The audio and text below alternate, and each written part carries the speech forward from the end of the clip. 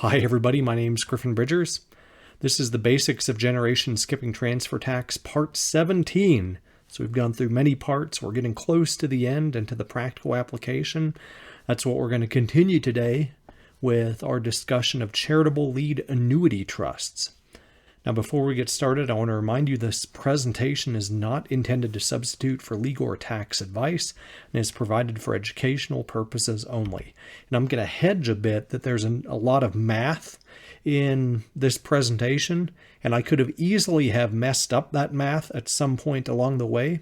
So if the numbers aren't perfect, I want to emphasize that really the focus should be the concepts, which are really supported by the numbers, and the outcome may go one way or the other, but the principle is going to be the same in terms of what we look at as the end results. So we're now going trust by trust through various GST allocation and calculation scenarios in terms of the application and allocation of GST exemption. Now, there's one rule that serves as a special exception for charitable lead annuity trusts. For all other trusts, we're going to see the rules work the same, but charitable lead annuity trusts in particular, one certain type, has a special carve-out that we will need to consider. So how do we get there? Well, first, what is a charitable lead annuity trust? Well, this is a type of trust where it's a split interest trust where you split the income and remainder interest between a charitable and non-charitable beneficiary. In this case, we have the income interest in the form of an annuity going to charity, typically for a term of years, then the remainder going on to non-charitable beneficiaries, usually individuals or another trust for individuals. Now, in that class of individuals to whom the remainder can go, we can have it go back to the grantor or grantor's estate, which would be a reversionary charitable lead trust, or we could have it go on to other remainder beneficiaries, which is a non-reversionary charitable lead trust. So ultimately, the creation of this type of trust gives us a charitable deduction equal to the present value of the annuity interest that's payable to the charity, but discounted by the 75/20 rate that's in effect for the month of transfer. Or if you choose to use it, you can use the 75/20 rate for either of the 2 months preceding the month of transfer, because the lower the 75/20 rate, the greater the present value of your annuity and the greater the deduction you're going to get. Now, in terms of the deduction you get, you always receive a gift or estate tax charitable deduction for a charitable lead trust, but the income tax deduction equals the gift or estate tax deduction, but it's only available for a grantor charitable lead annuity trust. So typically you're going to have a grantor CLAT when there's a reversionary interest or a substitution power. But a lot of CLATs in this scenario that we're going to look at are really going to be non-grantor CLATs for the reason I'm going to discuss in a minute, due to the lack of a reversion. So when it comes to GST exemption allocation, we've alluded to this previously with different types of split interest trusts not involving charities, but a threshold question you should always look at before diving into the rules is determining whether the estate tax inclusion period could come into play before allocating GST exemption. So this is important really in the case of a reversionary CLAT, because there will be an ETIP if there's a reversionary interest held by the grantor, in that the remainder might come back to the grantor or the grantor's estate at the end of the charitable lead annuity term. If the value of that reversionary interest exceeds 5% of the value of the transfer to the CLAT, then you will have an ETIP. So in such a case, you couldn't allocate GST exemption to the CLAT up front when it's funded. Instead, if you don't elect out of automatic allocation, what we would have is an allocation of GST exemption at the end of the charitable lead annuity term, potentially, if the remainder went on to other beneficiaries. But in this case, since the remainder is coming back to the grantor, there would be no automatic allocation in that scenario, and you wouldn't want to automatically allocate. Now, it's important to note, if you made this mistake and you did over-allocate, potentially you could recoup some of that. But there's a tabling of this we're going to discover and discuss over-allocation when we get into our discussion of allocating GST exemption at death. However, in the case of a charitable lead annuity trust, there is no relief if you over-allocate. And we're going to see why and how you can get to that over-allocation scenario. Now, for a non-reversionary CLAT, there shouldn't be an ETIP, so that means you can allocate GST exemption, but we have to look to the inclusion ratio. Now, the general rules typically say that you allocate GST exemption in an amount that creates a perfect one-to-one applicable fraction. In other words, the numerator, the GST exemption you allocate, is equal to the denominator, which is the value of transfer. But in this case, you need to keep in mind that the value of the transfer will be reduced by the gift or the estate tax charitable deduction that is available when you're funding the charitable lead annuity trust. So what this means is that the value of the remainder, the present value of the remainder, is the part that is made GST exempt. So if you're putting $1 million in, you're not going to allocate $1 million of GST exemption. You're really going to allocate $1 million minus the present value of the charitable lead annuity interest. But this is where we have a tricky rule coming in dealing with time value of money. So what we have to do here, this is under Code Section 2642E, is we first have to scrap the idea of the inclusion ratio and applicable fraction that we're used to being determined up front, because we're not going to be concerned with those until the end of the charitable lead annuity term. But you are still required up front to allocate GST exemption if you want to make that remainder fully or partially GST exempt. Now, the ability to make it fully or partially GST exempt is going to be a little more difficult based on the rule we're going to look at, which is really going to recalculate that applicable fraction at the end of the term of the charitable lead annuity. So we're going to look at what that applicable fraction is in the case of a charitable lead annuity trust. Then we'll check out the adjustments needed to the GST exemption. So Code Section 2642E acts to specifically change the applicable fraction. So the numerator of the applicable fraction will instead be the adjusted GST exemption. We're going to look further at how we adjust that, but first we need to note that the denominator is going to be the value of all the property in the trust after the termination of the charitable lead annuity. So it's not going to be the present value of the remainder. Instead, it's going to take into account the growth in value of that trust that exceeds the 75/20 rate over the term of the charitable lead annuity. So this gets tricky because the adjusted GST exemption takes into account the amount you allocate up front and then increases it, not through additional allocation, but by mathematics, by the interest rate you use to determine the charitable deduction, which will be your 75/20 rate, which is 120% of the midterm AFR rounded to the nearest 0.2% for the month of transfer. So the IRS publishes those rates and will use a 75/20 rate up front to calculate that charitable lead annuity interest value. So with this being said, the calculation of that present value is a little bit different than the calculation we're going to use here for the adjusted GST exemption. Essentially, what we're going to look at is a rate of growth that doesn't outgrow the 75/20 rate. If it does, you could end up with a partially non-exempt trust, and if the 75/20 rate is greater than the rate of growth you get, then you could end up with a trust that has over-allocated GST exemption. Now, you can find additional guidance in Treasury Regulation 26.2642-3, and what that regulation gives us, without really math or examples to support it, is that the GST exemption you allocate up front is deemed to grow, not with allocation of additional GST exemption, but just based on deemed growth.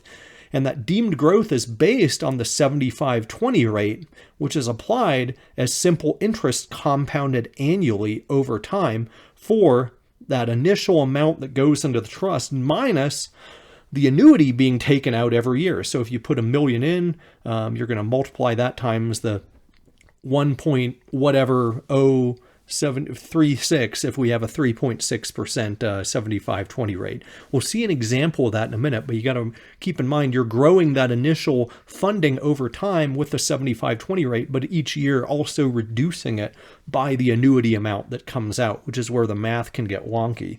So what this means is that if the internal growth rate within the CLAT exceeds the 75/20 rate, there will be an underallocation of GST exemption.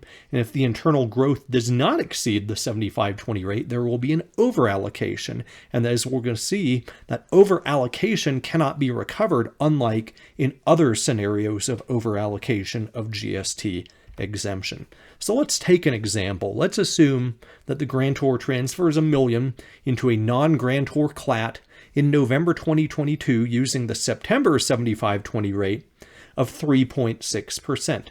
So what this CLAT provides for is a 5-year annuity equal to 5% of the initial upfront value of the amount going into the trust. So 5% of $1 million would be a $50,000 annuity every year. That stays level for purposes of our facts. That gets paid over to a donor-advised fund, and then the remainder goes to the grantor's grandchildren. So we know at the end of the term here, we're going to have a transfer to skip persons. It could be defined either as a taxable termination or a direct skip, depending on how we look at it.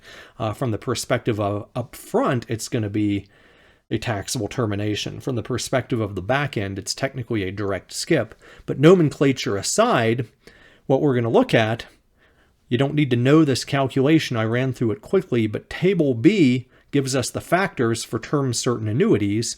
And what it gives us is at a 75/20 rate of 3.6, an annuity factor of 4.5023. And if we multiply that times our $50,000 a year annuity, it gives us a present value of the annuity of $225,115. Subtract that from $1 million, that gives us a present value of our remainder interest of $774,885, which will be subject to both gift and estate tax and will represent the amount of GST exemption allocation we need to make. Essentially, this is calculated as a $1 million gift minus a $225,115 charitable gift tax deduction. Now, with this said, our goal, if we want to have an applicable fraction of 1, is to allocate enough GST exemption to equal the initial gift amount, which is $774,885, as we just looked at. But this is where our adjusted GST exemption comes into play. And the 774 figure won't ultimately be the denominator in our applicable fraction. Instead, the denominator is going to end up being the amount of what's left in the CLAT at the end of the charitable lead annuity term. So first we look at the simple interest growth of our GST exemption that's allocated here over the 5-year term. So if we grow it at a rate of 3.6% over 5 years, at the end of the 5-year term, we end up with an adjusted GST exemption of $924,775. So what we'll end up doing is comparing for our applicable fraction that $924,775 figure to the amount based on the fair market value of what's left in the end in the charitable lead trust at the end of the term to determine whether we have a truly GST exempt trust. So we're going to take a rate of 7% because that's a common forecasting. So what I did off this PowerPoint is I took $1 million and grew it at a rate of 7% annually, taking into account the $50,000 that comes off of the growth every year to pay the annuity amount. And what that left us at the end of the 5-year term is with a remainder interest value of $1,115,015. So in that case, our applicable fraction ends up being the adjusted GST exemption, which is $924,775, divided by our actual remainder interest, $1,115,105. This gives us an applicable fraction of 0.829, giving us an inclusion ratio of 1 minus that, which gives us 0.171, which when multiplied by the rate of 40% gives us our applicable rate of 6.84%. So when we have this taxable termination at the end of the CLAT term, that'll generate GST tax at a rate of 6.84%. So of this 1,115,105 that goes to the grandkids as remainder beneficiaries, we're going to have to pay a GST tax of $76,267. So that's a situation where the growth rate exceeds the 75/20 rate we used for our initial calculation. If, however, we use a lower rate, let's say our growth rate was only 2%, we would end up with a remainder interest value of only $843,879. In such a case, we'd end up allocating more GST exemption deemed than the remainder value. So in this case, keep in mind, this isn't actual GST exemption being allocated. We only allocated $774,000 and change, but it was deemed to grow to $900,000 something, but that excess couldn't be recovered under Treasury Regulation 26.2642-3C. There's an example showing that, and that you can't recover that excess, which begs the question, should you take the amount we allocated back here, the $774,885, and try to discount that backwards if you think the growth rate is going to not exceed the 75/20 rate? That may be a bad idea. That may not be something you want to do, but either way, the rates are an issue that you can't predict. So the ultimate takeaway is you have no idea of knowing up front how much GST exemption might be needed for a CLAT. You could over-allocate potentially to make sure that you hedge your bets and make sure that the remainder ends up GST exempt. But if you do over-allocate, you can't recover any of that excess. Now, keep in mind, while the use of a lower 75/20 rate will reduce the gift tax costs up front or the use of applicable credit up front, it will increase the risk that the CLAT will be only partially GST exempt using the example we just looked at where the internal growth rate exceeds the 75/20 rate over the term of the CLAT. So ultimately, like a GRAT, when it comes to designing this, it may be worth exploring the idea that, one, maybe the remainder interest shouldn't go to skip persons. And if skip persons might have a potential of receiving it, it may be better to keep the remainder of the charitable lead annuity trust non-exempt for GST purposes and just elect out of any allocation of GST exemption. Now, what's coming down the pike? We have transferor shifts and qualified severances coming up as kind of our last two key topics within the GST arena. And finally, we're going to look at GST exemption allocation on Form 706 and how we reconcile some of the amounts that might have been over-allocated during life as well. And then finally, we'll get into a case study of GST exemption allocations trust by trust on Form 709. So here's a glossary of our terms as we've been looking at the end, and today we added a new one, adjusted GST exemption. As always, if you have any questions or topic suggestions, you can email those to me at griffin.bridgers@gmail.com with the caveat that I cannot give tax or legal advice in response to your questions. But I thank you again for listening to this video, and I look forward to seeing you in my future content.